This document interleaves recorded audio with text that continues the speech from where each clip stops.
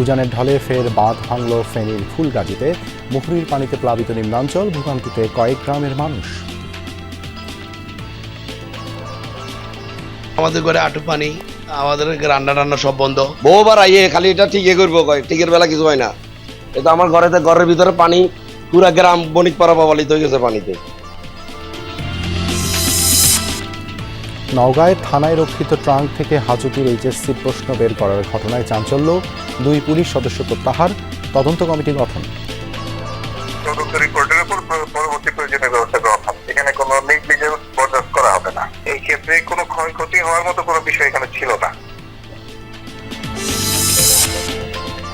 ময়মনসিংহে দিনে দুপুরেই ঘটছে চুরি, ছিনতাই, চাঁদাবাজি। আইন শৃঙ্খলার অবনতিতে উদ্বিগ্ন মানুষ, পরিস্থিতি সামলানোর চেষ্টা করছে পুলিশ। ভাগমারা মোড়ের আশেপাশে একটি পান দোকানও বাকি নাই যে তাকে চাঁদা না দেওয়া লাগে, আতিককে চাঁদা না দেওয়া লাগে। যা ইচ্ছা তাই হচ্ছে ময়মনসিংহ শহর থেকে। হয়তো গোটা বাংলাদেশি মানুষই সাহস করে কি করে, সেনাবাহিনী মাঠে আছে এটুকু শুনলেই তো সন্ত্রাসী শহর ছেড়ে দেওয়ার কথা। যশোরে বাড়ছে করোনার প্রকোপ, 2 মৃত্যুর পরও স্বাস্থ্যবিধি নিয়ে উদাসীন মানুষ। কিটের অভাবে সরকারিভাবে শুরু হয়নি পরীক্ষা। আতঙ্কিত আমরা, কিন্তু সেরকম জনসাধারণ সেরকম সচেতনতা আমরা এখনো লক্ষ্য করতে পারছি না। আমি আতঙ্কিত না, কারণ আগেও করোনার ভিতরে চালাইছি, আল্লাহর রহমতে কোনো সমস্যা হয়নি। সরকার কর্তৃক যে কিট সরবরাহ করা হয়, সেই কিটটি পেলেই আমরা তাৎক্ষণিকভাবে আমাদের টেস্টিং কার্যক্রম আবার শুরু করব। পিরোজপুরে বেইলি ব্রিজ ভেঙে ট্রাক খাদে, খুলনায় একযুগেও সংস্কার হয়নি সোনাডাঙ্গা বাইপাস সড়ক। দুর্ভোগ, দুর্ঘটনা নিত্যসঙ্গী। গত অনেক বিশাল, 1 ফুট 1.5 ফুট পরিমাণ গভীর আছে। বড় এসে পরে ডালা আইনে মাইরে দিয়ে ওরপর রোড চালাই দিয়ে চলে যায়। জনদুর্ভোগ একেবারে চরম সীমায় পৌঁছে গেছে। দেশি সুতার উপর করের হার বাড়ায় স্পিনিং মিল ও তাঁত শিল্পে বিরূপ প্রভাব, ক্ষুব্ধ স্থানীয় উদ্যোক্তারা।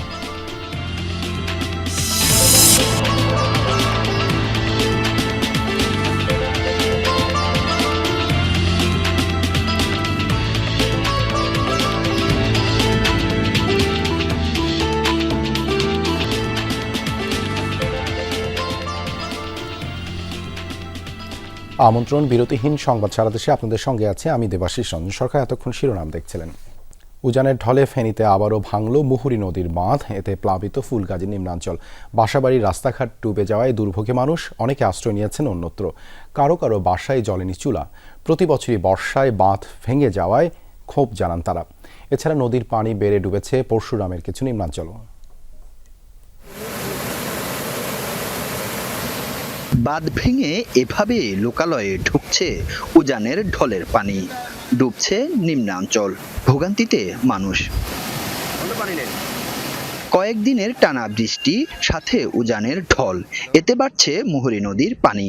বৃহস্পতিবার রাতে ফুলগাজীর উত্তর বড়াইয়া এলাকায় বাঁধ ভেঙে যায়, হু হু করে লোকালয়ে ঢুকতে থাকে পানি। বহুবার আইয়ে খালি এটা ঠিকই করবো, ঠিকের বেলা কিছু হয় না। এটা আমার ঘরের ভিতরে পানি, পুরা গ্রাম বণিক পাড়া প্রভাবিত হয়ে গেছে পানিতে। পানি বোর্ড, উন্নয়ন বোর্ড আসে, 80 ট্রেজার দিয়ে বালি কয়েকটা মারে দিয়ে টাকাটা নিয়ে যায়, সরকারি টাকাটা।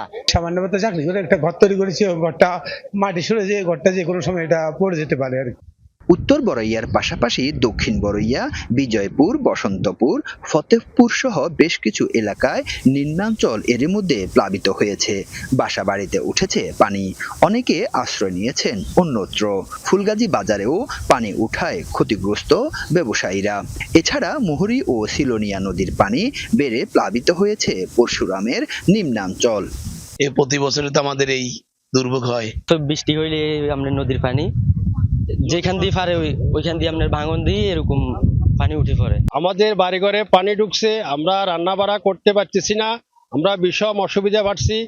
পানি উন্নয়ন বোর্ড বলছে উজানের ঢলে বাঁধের বেশ কয়েকটি স্থান ঝুঁকিতে পড়েছে। দ্রুতই মেরামত কাজ শুরুর আশ্বাস দিয়েছেন নির্বাহী প্রকৌশলী। যতক্ষণ পর্যন্ত প্রকল্প বাস্তবায়ন করে নদীর গড়-প্রস্থ 100 মিটারে না নিতে পারবো, ততক্ষণ পর্যন্ত এখানে বন্যার ঝুঁকি থেকেই যাবে। এ ব্যাপারে স্থানীয় জনগণ, স্থানীয় জনপ্রতিনিধি এবং জেলা প্রশাসন, উপজেলা প্রশাসন সব পক্ষ থেকেই প্রচেষ্টা থাকতে হবে যাতে এই প্রকল্প তাড়াতাড়ি বাস্তবায়ন করা যায়। বাড়ির চারপাশে দেখা যাচ্ছে পানি আর পানি, তাই এই গবাদি পশুগুলোর স্থান হয়েছে ঘরের ছাদে। তবে কিছুটা আশ্রয় মিললেও এখন দেখা দিয়েছে খাবার সংকট। আরিফুর রহমান, যমুনা নিউজ, ফেনী। এ বিষয়ে আরো জানাতে ফেনী থেকে যুক্ত হচ্ছেন সহকর্মী আরিফুর রহমান।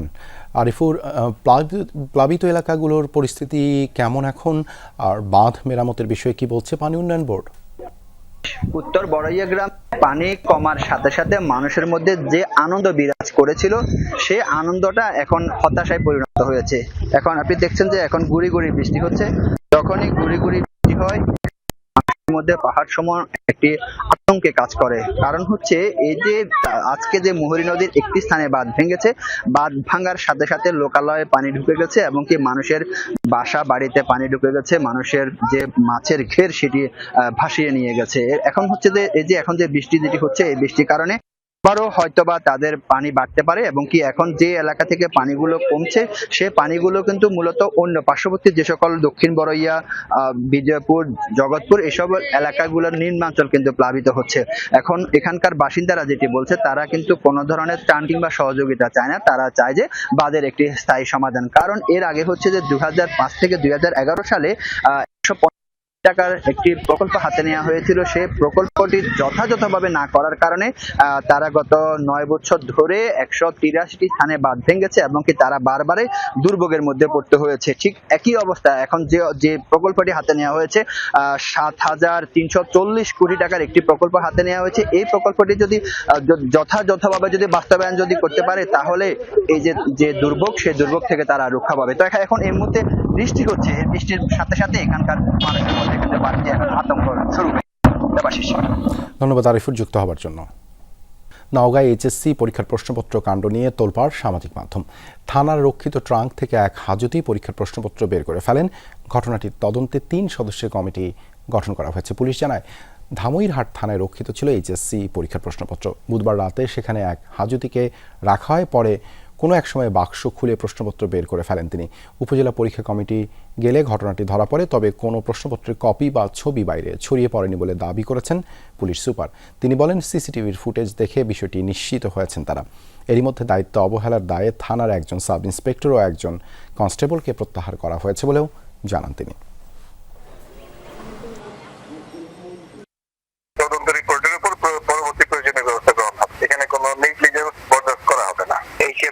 ক্ষয়ক্ষতি হওয়ার মতো কোনো বিষয় এখানে ছিল না। এটা ওখানে যে আসামি রাখা হয়েছিল, এই আসামি এই অঘটনটা ঘটাইছে। যেখানে নিরাপদ প্রশ্নটা রাখা হয়েছে সেইখানে আসামিটা ঢোকানো ঠিক হয় নাই। এটা হলো মূল ফর্মুলা। এ বিষয়ে আরো জানাতে নওগাঁ থেকে যোগ দিচ্ছেন সহকর্মী শফিক ছোটন। ছোটন, থানায় ট্রাঙ্ক তো সুরক্ষিত থাকার কথা, একজন হাজতি কিভাবে প্রশ্ন বের করলেন? তদন্ত প্রতিবেদন কবে জানা যাবে?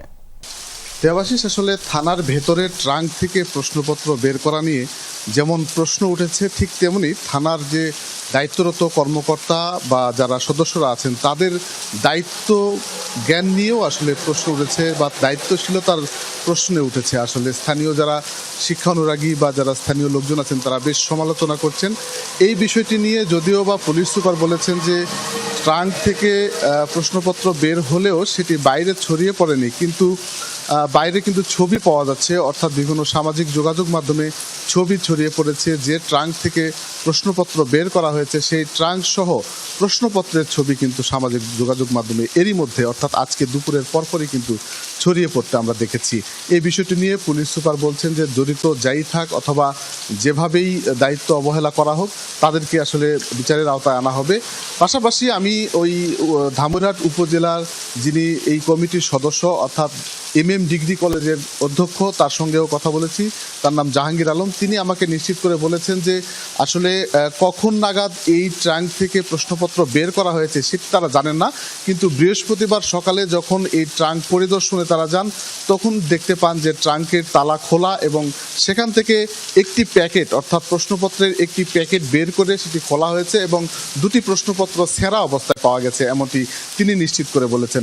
আমি কিছুক্ষণ আগে তদন্ত কমিটির প্রধান অর্থাৎ অতিরিক্ত জেলা প্রশাসক সাদিয়া আফরিনের সঙ্গে কথা বলেছি। তিনি আমাকে যেটি বলেছেন যে এই প্রশ্নপত্র বের করাকে কেন্দ্র করে যে তদন্ত চলেছে সেই তদন্তের একটি পর্যায়ে তিনি দেখেছেন যে প্রশ্নপত্র যে প্রোটোকলে রাখা উচিত অথবা যে প্রশ্নপত্রগুলো যেভাবে সংরক্ষণ করা উচিত সেটি আসলে করা হয়নি, অর্থাৎ দায়িত্বে আসলে অবহেলা ছিল এবং এই প্রশ্নপত্র যথাযথভাবে সংরক্ষণ না করার কারণেই এমন ঘটনা ঘটেছে বলে তিনি আমাদেরকে নিশ্চিত করেছেন। ধন্যবাদ ছোটন যুক্ত হবার জন্য। ভারতীয় নীতি নির্ধারকরা আওয়ামী লীগকে পুনর্বাসন করতে নানা ষড়যন্ত্র করে যাচ্ছে এমন মন্তব্য করেছেন বিএনপির সিনিয়র যুগ্ম মহাসচিব রুহুল কবির রিজভী।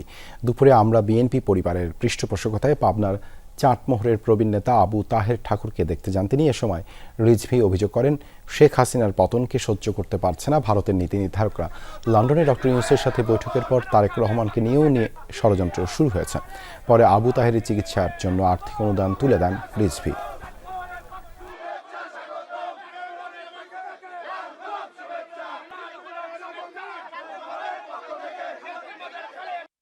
ষোলো বছর ব্যাপী আমাদের তৃণমূল থেকে একেবারে ওয়ার্ড থানা থেকে শুরু করে জাতীয় পর্যায় পর্যন্ত এখানে এই এলাকাতেই হয়তো কত গুম আছে, কত বিচার বহির্ভূত হত্যা আছে, আর মামলার তো শেষ নাই।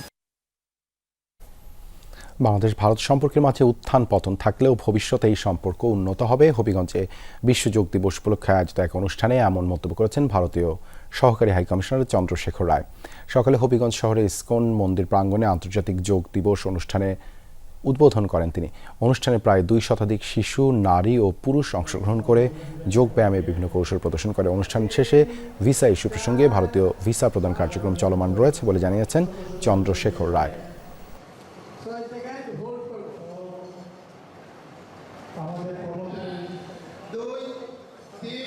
The relation between two countries always remain up and down. So sometimes good, sometimes bad. So it will definitely improve in future.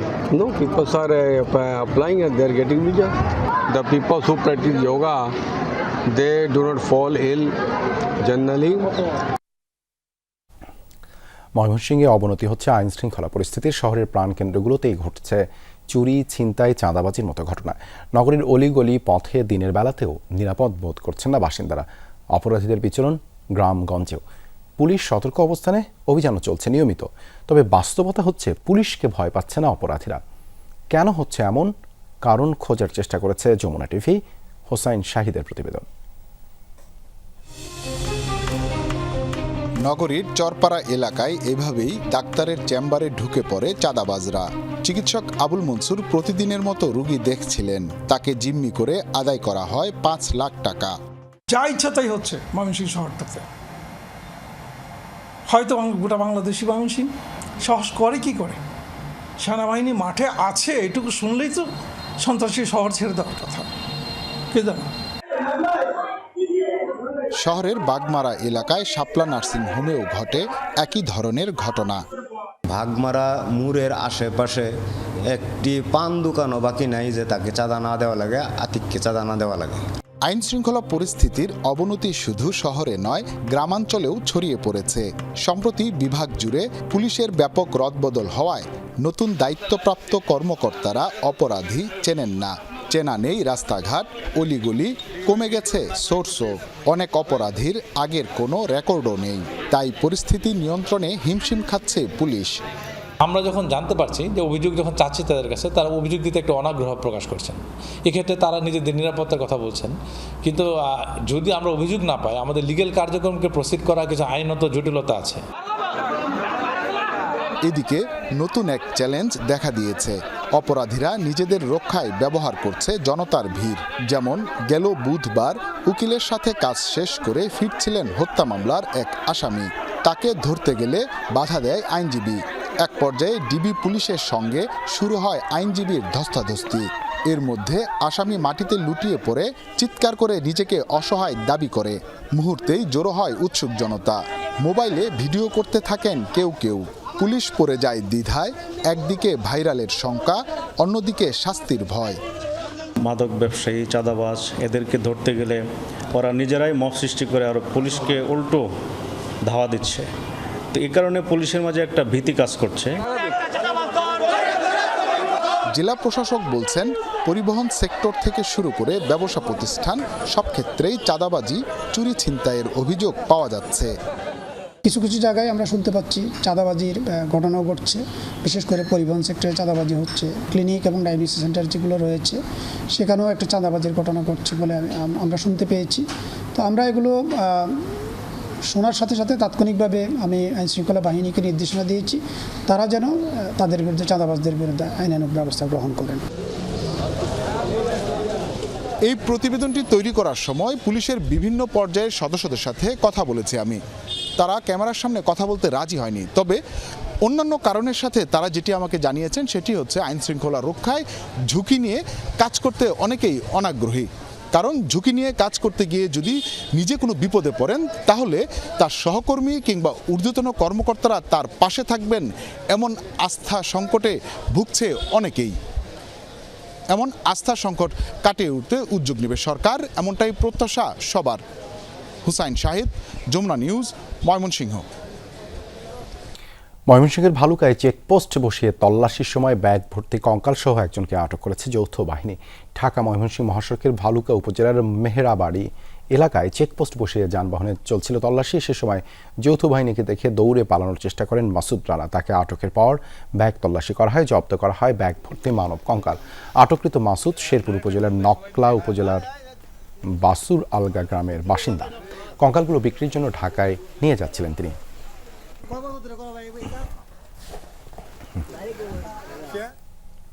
কুমিল্লার মুরাদনগরে পুলিশ হেফাজতে মারা যাওয়া ব্যবসায়ীর ময়নাতদন্ত শেষ হয়েছে। দুপুরে কুমিল্লা মেডিকেলে শেখ জুয়েলের ময়নাতদন্ত সম্পন্ন হয়। চিকিৎসকদের দাবি, প্রাথমিকভাবে মরদেহে আঘাতের চিহ্ন মেলেনি। প্রতিবেদন পেলে জানা যাবে মৃত্যুর কারণ। এর আগে বৃহস্পতিবার রাতে বাংলা বাজার থানা হেফাজতে থাকা অবস্থায় ইন্টারনেট ব্যবসায়ী শেখ জুয়েল মারা যান। নিহতদের স্বজনদের অভিযোগ, থানায় নির্যাতন করা হয়েছে তাকে। তবে পুলিশের দাবি 70 পিস ইয়াবাসহ কয়েকজনের সাথে জুয়েলকেও আটক করা হয়। থানায় আনা হলে জুয়েলের হঠাৎ বুকে ব্যথা ওঠে। পরে উপজেলা স্বাস্থ্য কমপ্লেক্সে নিলে চিকিৎসক তাকে মৃত ঘোষণা করেন।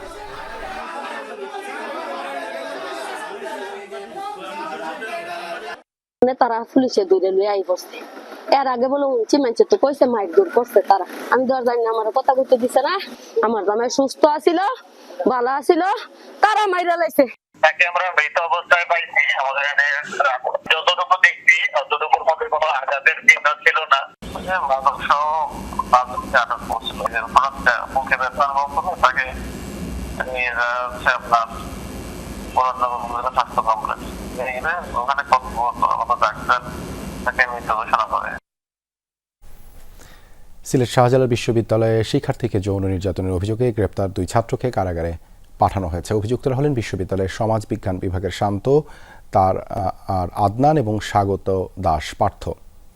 বিকেলে তাদের আদালতে হাজির করে পুলিশ। পরে বিচারক জেল হাজতে পাঠানোর নির্দেশ দেন। এর আগে বৃহস্পতিবার রাতে 2 জনকে গ্রেপ্তার করে পুলিশ। কোতোয়ালি থানার ভুক্তভোগী ছাত্রীর দায়েরকৃত এজাহারে উল্লেখ, ঈদের আগে এক অনুষ্ঠান থেকে ফেরার পথে তাকে চেতনানাশক ঔষধ খাইয়ে সুরমা আবাসিকের মেসে নেওয়া হয়। পরে যৌন নির্যাতন ও ভিডিও ধারণ করে অভিযুক্তরা। সে সময় ভয়ে চুপ থাকলেও পরে সহপাঠীদের সাথে আলোচনা করে বিশ্ববিদ্যালয় প্রশাসনে অভিযোগ দেন ভিকটিম। পরে থানায় অভিযোগ দেন তিনি। বৈষম্য বিরোধী আন্দোলনে আরও একটি হত্যা মামলায় গ্রেপ্তার দেখানো হয়েছে রংপুর রোকেয়া বিশ্ববিদ্যালয়ের শিক্ষক মাহমুদুল হককে। বিশ্ববিদ্যালয়ের গণযোগাযোগ ও সাংবাদিকতা বিভাগের সহযোগী অধ্যাপক ও বঙ্গবন্ধু পরিষদের কেন্দ্রীয় কমিটির সহতথ্য গবেষণা বিষয়ক সম্পাদক তিনি। পুলিশ জানায়, বৈষম্য বিরোধী আন্দোলনের সময় গত বছরের 18 জুলাই নগরীর মডার্ন মোড়ে গুলিতে নিহত অটোচালক মানিক হত্যা মামলায় 19 নম্বর এজাহারভুক্ত আসামি মাহমুদুল হক। তদন্তের স্বার্থে সকালে ওই মামলায় তাকে গ্রেপ্তারের আবেদন জানান তদন্ত কর্মকর্তা। মুদি দোকানি সমেশ হত্যা মামলায় বৃহস্পতিবার তাকে গ্রেপ্তার করে পুলিশ। সীমান্তবর্তী জেলা যশোরে চোখ রাঙাচ্ছে করোনা ভাইরাস। নতুন ভ্যারিয়েন্ট উদ্বেগ বাড়াচ্ছে দিন দিন। এক বুধবারে জেলায় 2 জনের মৃত্যু হয়েছে। তবে সংক্রমণ বাড়লেও এখনও সরকারিভাবে শুরু করা যায়নি করোনা পরীক্ষা। যন্ত্রপাতি, জনবল সবই প্রস্তুত, অপেক্ষা কেবল কিটের। এরই মধ্যে স্বাস্থ্য বিভাগে প্রয়োজনীয় কিটের তালিকা পাঠানো হয়েছে বলে জানিয়েছেন সিভিল সার্জন। সারা দেশের মতোই সীমান্তবর্তী জেলা যশোরেও বাড়ছে করোনা সংক্রমণ। তবে জেলার চিত্র দেখে তা বোঝার কোনো উপায় নেই। স্বাস্থ্যবিধি মানতে উদাসীন মানুষ। স্বাস্থ্য অধিদপ্তরের তথ্যমতে করোনার নতুন ভেরিয়েন্ট আগের চেয়ে বেশি প্রাণঘাতী।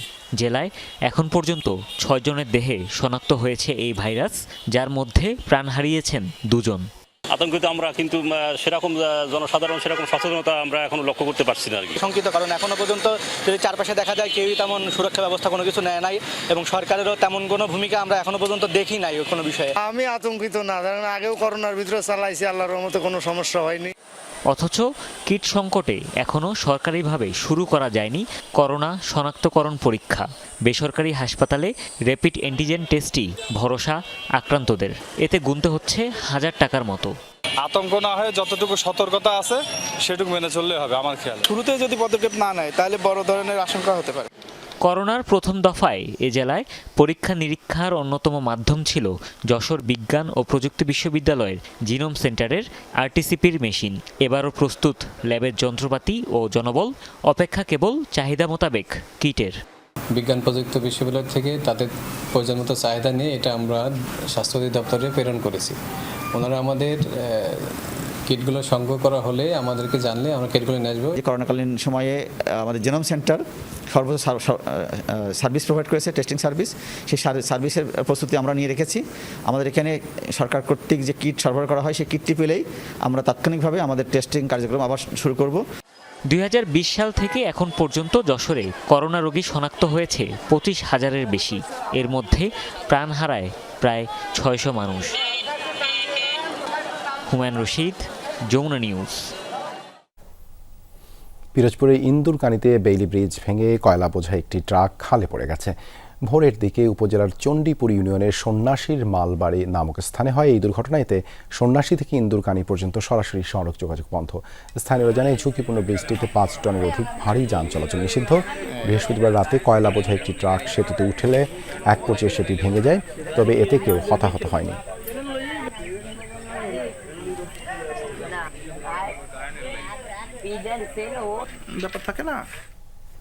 খুলনা উন্নয়ন কর্তৃপক্ষ ও সিটি কর্পোরেশনের মধ্যে রশি টানাটানিতে 1 যুগেরও বেশি সময় সংস্কার হয়নি সোনাডাঙ্গা বাইপাস সড়ক। বৃষ্টি হলেই খানাখন্দে ভরে রাস্তাটি হয়ে ওঠে আরও বিপজ্জনক। প্রায়ই ঘটছে ছোট বড় দুর্ঘটনা। সড়কটি দৃষ্টিনন্দন করে পুনর্নির্মাণের প্রকল্প অনুমোদন হলেও আটকে আছে 2 বছরেরও বেশি। খুলনা শহরের সোনাডাঙ্গা আন্তজেলা বাস টার্মিনালের পশ্চিমে সোনাডাঙ্গা বাইপাস সড়ক। 60 ফুট প্রশস্ত ও 2 কিলোমিটারের বেশি দৈর্ঘ্যের এই সড়কটি নগরের অন্যতম প্রবেশদ্বার। মালিকানা দ্বন্দ্বের জেরে বন্ধ রয়েছে সড়কের সংস্কার কাজ। পিচ ঢালা হলেও বেশ কয়েকটি স্থানে সৃষ্টি হয়েছে খানাখন্দের। এতে দুর্ভোগ বেড়েছে সাধারণ মানুষের। প্রায়ই ঘটছে ছোট বড় দুর্ঘটনা। প্রথমে একবারই পিচ পড়ছে, পিচ পড়ার পর থেকে রাস্তা সেই থেকেই খারাপ। গর্ত অনেক বিশাল, 1 ফুট 1.5 ফুট পরিমাণ গভীর আছে। তা গাড়ির মনে করেন স্প্রিং পাতি, তারপর টায়ার, সব দিকে গাড়ির প্রচন্ড ক্ষতি। সাইড দিয়ে যাচ্ছি, গাড়ি দিয়ে এসে এই যে সারা গায়ে ময়লা লেগে যাচ্ছে, পানি লেগে যাচ্ছে। কয়েকদিন বড় এসে কয়েক ডালা দিয়ে আইনি মাইরে দিয়ে ওরপর রোড চালাই দিয়ে চলে যায়। নির্মাণের পর থেকে নিম্নমানের কাজ ও সড়কের সীমানা জটিলতায় মালিকানা নিয়ে দ্বন্দ্ব শুরু হয় কেসিসি ও কেডিএর মধ্যে। 1 যুগ ধরে সেই দ্বন্দ্ব চলে আসছে। 2 পক্ষের মধ্যে দফায় দফায় চিঠি চালাচালি হলেও এখনো সমঝোতায় আসতে পারেনি কোনো পক্ষ।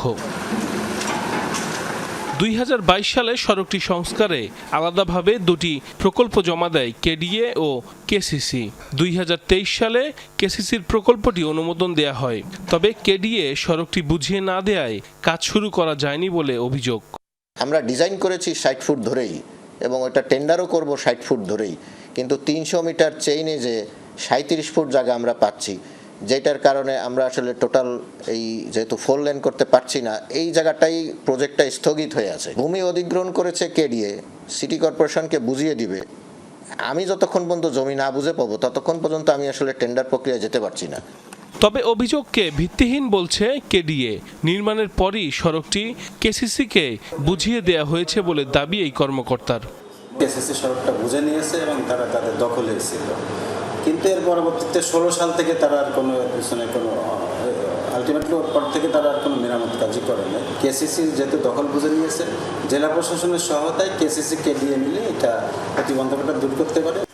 সরকারি 2 প্রতিষ্ঠানের রশি টানাটানিতে জনদুর্ভোগ বাড়ছে বলে অভিযোগ নাগরিক নেতাদের। জনদুর্ভোগ একেবারে চরম সীমায় পৌঁছে গেছে। সুতরাং দরকার দ্রুত সময়ের মধ্যে এটার অভিভাবক ঠিক করে সংস্কার বা মেরামত করে এটা চলাচলের উপযোগী করা। সম্প্রতি জনদুর্ভোগ লাঘবে সড়কটির কাজ দ্রুত শুরু করতে খুলনা জেলা প্রশাসকের নেতৃত্বে কেসিসি ও কেডিএর মধ্যে সমন্বয় বৈঠক অনুষ্ঠিত হয়। ইতিমধ্যেই আমাদের একটা সকলে মিলে একটা সমন্বিত কার্যক্রম পরিচালনার সিদ্ধান্ত গৃহীত হয়েছে এবং আশা করছি এই সিদ্ধান্তটি বাস্তবায়িত হলে এই সমস্যাটি আর থাকবে না।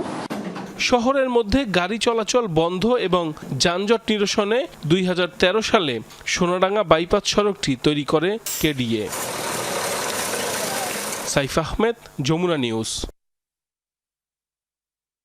প্রাণ পটাটা চিপস নাকি বিস্কিট? এটা কি এটা? বাছাই করা আলু আর স্পাইসি সিজনিং এ প্রাণ পটাটা চিপস নাকি বিস্কিট খেয়ে বোঝে নাও। ওয়াসার পানির দাবিতে রূপগঞ্জে বিক্ষোভ ও মানববন্ধন করেছেন গন্ধবপুর এলাকার মানুষ। জুমার নামাজের পর এলাকার কয়েকশো মানুষ এই কর্মসূচিতে অংশ নেন। তারা ওয়াসার গন্ধবপুর প্রকল্প অফিস ঘেরাও করেন। বক্তারা বলেন, প্রকল্পের মাধ্যমে প্রতিদিন মেঘনা নদী থেকে 60 কোটি লিটার পানি শোধন করে রাজধানীতে সরবরাহ করা হয়। অথচ স্থানীয়রা দীর্ঘদিন দাবি জানিয়ে আসলেও বঞ্চিত রয়েছেন, মিলছে না ওয়াসার পানি। পরে সেনাবাহিনী বিক্ষোভকারীদের সরিয়ে দেন।